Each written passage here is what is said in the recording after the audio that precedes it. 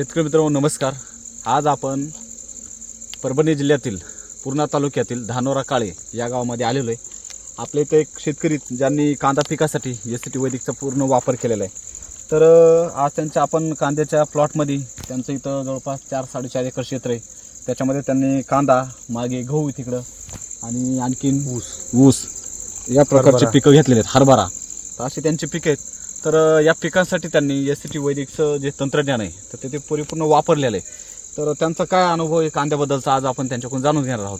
तर सर्वप्रथम आपण त्यांचा परिचय जाणून घेऊ. नमस्कार सर. नमस्कार. तुमचं पूर्ण नाव आणि पत्ता सांगा. खुशाल पांडुरंग काळे, राहणार धानोरा काळे, तालुका पूर्णा, जिल्हा परभणी. ओके. आता आपण तुमच्या कांद्याच्या प्लॉटमध्ये किती एकर कांदा हा? 1 एकरच्या जवळ आहे समजा. 1 एकर कांदा आहे. बरं, किती दिवसाचा कांदा झाला आज हा? आता मग ते 19 तारखेला 3 महिने झाले समजा. एक 3 महिने 5 दिवस समजा, पकडा 5-7 दिवस.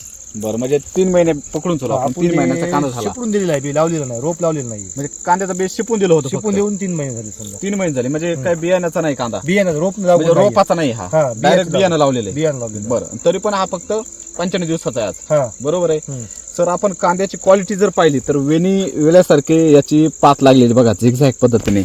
आणि याचा दांड बघा, हे बघा किती मजबूत आहे. म्हणजे माझ्या अंगठ्यापेक्षा मोठा आहे तो, दुप्पट तिप्पट आहे. आणि कांद्याची साईज जर पाहिली तर एकदम गोलाकार आकार आहे. आणि खाली मुळी जर पाहिली तरी पण अर्धी मुळी तुटून आली, परंतु तरी पण मुळी पाहू शकता, पांढरी मुळी किती जबरदस्त आहे. आणि सगळ्यात महत्त्वाचं म्हणजे ह्याची जी पात आहे सर, आता ह्याचा आवाज जर आपण ऐकला जवळून बघा किती क्रंचीनेस आहे याच्यामध्ये. आणि एवढा दाबूनही त्याला काय फरक नाही पडत आहे. आता बघू शकतो बघा आपण, हे बघा पात. आणि सगळ्यात महत्त्वाचं ह्याची जी मान आहे सर, तर ही महत्त्वाची. बरोबर आहे. बरोबर. काय काय वापरलं तुम्ही याला? त्याला आपण कृषी अमृत हो. आणि RNPचा पहिला डोस दिला. बरं. आणि 2 महिने झाल्याच्या नंतर हो. दुसरं शक्ती सम्राट, मिराकल आणि ह्युमस गोल्ड हे 2 डोस दिले. 2 डोस दिले. आणि ड्रिचिंग मध्ये पेस्ट क्लिनर आणि हेल्थ चार्जर एकदा ड्रिचिंग केली. बरं. आणि आता एक LSQ चालू आहे समजा. LSQ पण चालू आहे. LSQ चालू आहे समजा. बरं, म्हणजे परिपूर्ण तुम्ही एस-टी वैदिक तंत्रज्ञान वापरता. बरोबर. आणि फक्त त्याला 2 स्प्रे घेतलेत आतापर्यंत. बरं. पहिला पेस्ट क्लिनर हो आणि प्लांट फायटर हो. आणि एक क्रॉप चार्जर, एनर्जी बुस्टर आणि फ्रूट चार्जर. म्हणजे आपले 2 फवारणी केलेले तुम्ही पोषणाच्या. याच्या व्यतिरिक्त आपण काहीच केलेलं काहीच नाही केलेलं. बरं. आता सगळ्यात जर महत्त्वाचं बघायला गेलं सर, तर ह्याची जी मान आहे सर, ही बघा किती लांब आहे.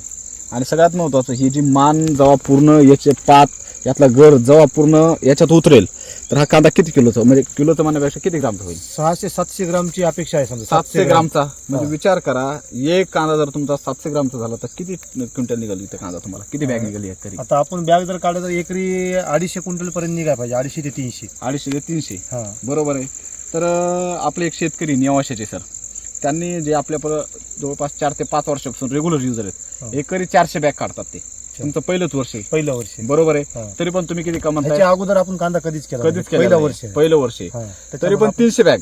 हा 300 बॅग नाही ऐकणार म्हणजे जास्त होईल. 250 क्विंटल, 200-250 क्विंटल, 400 बॅगच्या जवळ आहे समजा.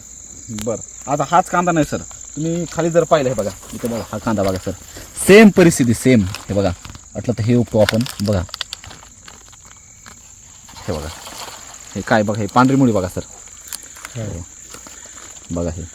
आणि असंच नाही की माझ्या हातातला, ह्याची पात बघा, ह्याची पाताची साईज बघा, हे बघा पात बघा केवढी. जर एवढा रगेल जर कांदा असेल सर, त्याला कसं काय कीड लागेल, कशी लागेल याला कीड? थ्रिप्स, मावा, तुडतुडे काही केलं म्हणजे नाही, काहीच केलं नाही. आपल्या पातीमध्ये जी शेंड्याला आळी पडते ह्याच्यामध्ये, हो हो, ती आळी अजिबात नाही. आणि आपल्या सोबतचे दुसरे प्लॉट आहेत त्याच्या 2-2 स्प्रे झालेत. बरं. मधामध्ये बारकी आळी पडली म्हणून.